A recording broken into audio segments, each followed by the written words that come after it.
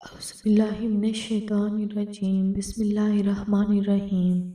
شروع اللہ کے پاک نام سے جو بڑا ہی مہربان نہایت رحم والا ہے۔ السلام علیکم ورحمۃ اللہ وبرکاتہ۔ کتاب فتوح الغائب مقالہ نمبر 13، شفائے روحانی پانے کا طریقہ۔ حضرت قطب ربانی رحمۃ اللہ علیہ نے ارشاد فرمایا، اگر تیری قسمت میں نعمت ہے تو خواہ تو اس کا خواہش مند ہو یا وہ اسے ناپسند کرے، وہ تجھے ضرور پہنچے گی۔ اسی طرح اگر مصیبت تیری قسمت میں ہے اور تیرے لیے اس کا حکم ہو چکا ہے تو خواہ تو اسے ناپسند کرے اور دعا یا کسی اور ذریعے سے اس کو رفع کرنا چاہے، وہ پھر بھی تجھ پر وارد ہوگی۔ بس تجھے چاہیے کہ ہر معاملہ میں اللہ تعالیٰ کے سامنے سر تسلیم خم کر دے تاکہ اس فاعل حقیقی کا فعل تیرے لیے جاری ہو۔ اگر خدا کی جانب سے تجھے نعمت دستیاب ہو تو حمد و شکر بجا لا، اور اگر مصیبت ہو تو صبر و تحمل اختیار کر۔ تو بخشش و عطا کے حالات کے بالکل مطابق رہ، گویا راہ حق کی منازل طے کر رہا ہے۔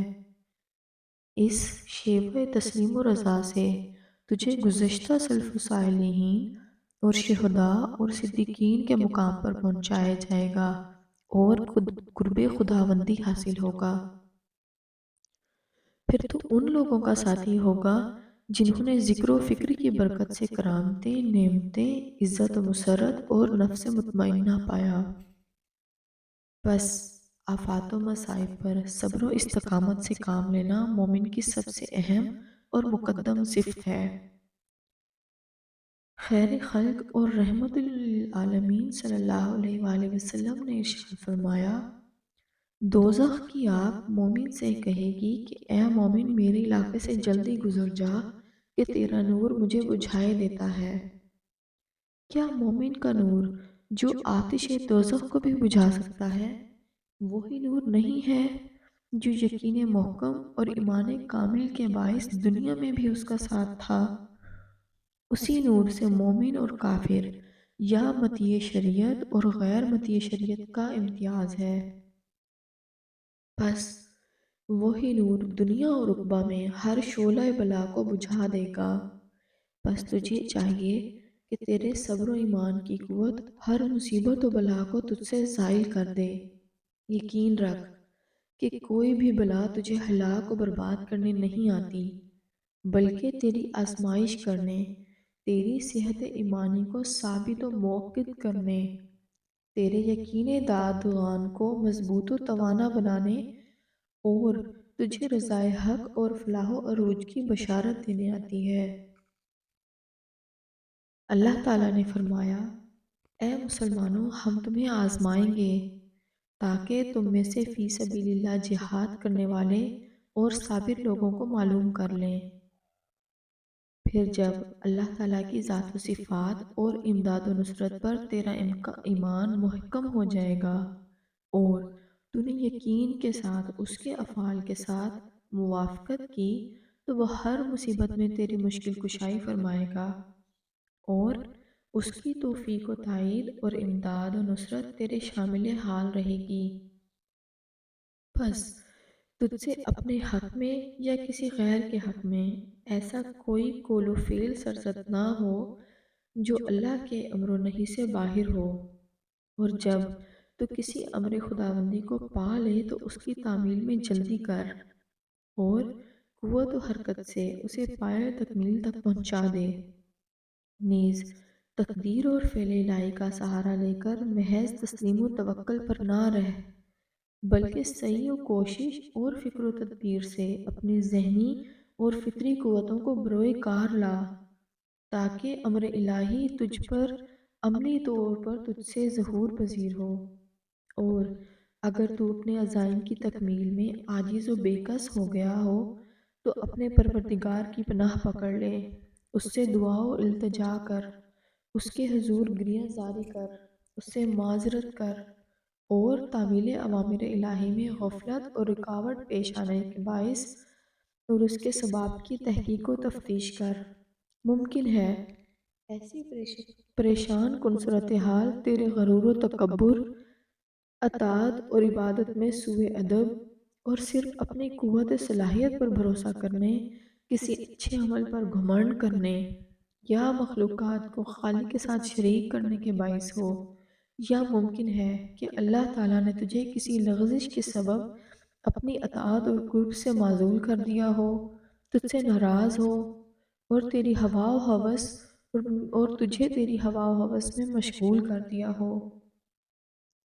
کیا تو یہ نہیں جانتا کہ دنیا میں اسباب شرک و غفلت جگہ جگہ پھیلے ہوئے ہیں، اور وہ مومن کو اس کے حقیقی محبوب و مطلوب یعنی اللہ تعالیٰ سے دور اور بے تعلق رکھتے ہیں؟ بس تو اسباب شرک سے پرہیز کر تاکہ وہ تجھے اپنے حقیقی مولا سے غیر اللہ کی طرف راغب اور راجع نہ کر دیں، اور جو بھی چیز اللہ کے سوا ہے وہ غیر مولا کا حکم رکھتی ہے۔ بس تو اپنے رب کے علاوہ غیر کی طرف رجوع نہ کر اور اپنے نفس پر اس طرح ظلم و ستم نہ کر کہ غیر اللہ کے سبب اللہ کے اوامر اس سے غافل و بے خبر ہو جائیں، ورنہ وہ تجھے ایسی آگ میں جھونک دے گا جس کا ایندھن آدمی اور پتھر ہے، اور جو کفار کے لیے تیار کی گئی ہے۔ پھر تو کوئی عذر یا فریاد کرے گا تو وہ سنی نہ جائے گی، اور تو اللہ کی رضا و خوشنودی کا طلبگار ہوگا تو وہ تجھ سے راضی نہ ہوگا، اور ایمان و صالح کی تصحیح پر دنیا میں دوبارہ آ کر تلافی مافات کرنا چاہے گا، مگر تجھے واپسی نصیب نہیں ہوگی۔ بس اپنے نفس پر رحم و شفقت کر، اور علم و عقل اور ایمان و معرفت جیسی نعمتیں جو تجھے عطا کی گئی ہیں انہیں اپنے پروردگار کی اطاعت، عبادت اور رضا و خوشنودی میں صرف کر، اور انہی کے انوار مقدسہ سے جہل و شرک کی تاریکیاں اپنے قلب و دماغ سے محو کر، اللہ کے اوامر و نہی کے مطابق صراط مستقیم پر قدم اٹھا، اور اپنے ہر معاملہ کو اسی قاضی الحاجات کے سپرد کر دے جس نے تجھے پیدا کیا اور تیری پرورش کی۔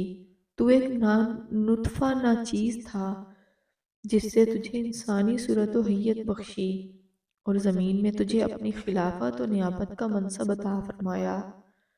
تیری ہر خواہش اور مراد اسی کے مراد کے تابع ہو، اور تیری ہر ناپسندیدگی اسی کی ناپسندیدگی کے تحت ہو۔ پھر جب تو احکام الہی کا مطیع ہوگا تو تمام کائنات تیرے حکم کی مطیع ہوگی۔ جب تو اللہ کے نواہی سے پرہیز کرے گا تو پھر دنیا میں تو جہاں بھی رہے گا تمام مصائب و آلام تجھ سے دور رہیں گے۔ اللہ نے بعض اپنی کتاب سماوی میں فرمایا: اے بنی آدم، میں اللہ ہوں، خالق کائنات ہوں، میرے علاوہ اور کوئی معبود نہیں ہے۔ میں کائنات میں جس چیز کو حکم دوں کہ ہو جا وہ فوراً ہو جاتی ہے، اور عدم سے عالم وجود میں آ جاتی ہے۔ بس تو خالصتاً میری عبادت کر تاکہ میں تجھے توحید کی برکت سے وہ روحانی قوت عطا کروں کہ تو بھی جس چیز کو کہے ہو جا وہ ہو جائے، اور وجود ظہور پذیر ہو جائے۔ نیز اللہ تعالیٰ نے یہ بھی فرمایا: اے دنیا، جو شخص میری خدمت و اطاعت کرے تو اس کی خدمت و اطاعت کر، اور جو شخص محض تیری خدمت و پرستش کرے اسے مصائب و الہام میں مبتلا رکھ۔ بس جب خدا کے نواہی یعنی ممنوعات تیرے سامنے آئیں تو ان سے پوری احتیاط کے ساتھ اجتناب کر، کامل عجز و انکسار اختیار کر، اور تسلیم و رضا کو اپنا شعار بنا۔ تیرے حواس خمسہ اور تیرے اعضاء و جوارح ہمہ وقت پابند احکام الہی ہونے چاہیے، اور ان کی بجا آوری میں کبھی تساہل و تاخیر نہ کر۔ عوامل قضاء و قدر میں خفگی، تعجلی یا شکایت و مخالفت کو دخل نہ دے۔ بس یہی غذائے الہی اور نسخہ ربانی جو تجھے گناہوں کے امراض اور خواہشات نفسانی کے فتنوں سے محفوظ و صحت یاب رکھ کر قرب خداوندی عطا کرے گا انشاءاللہ۔ جزاک اللہ خیر۔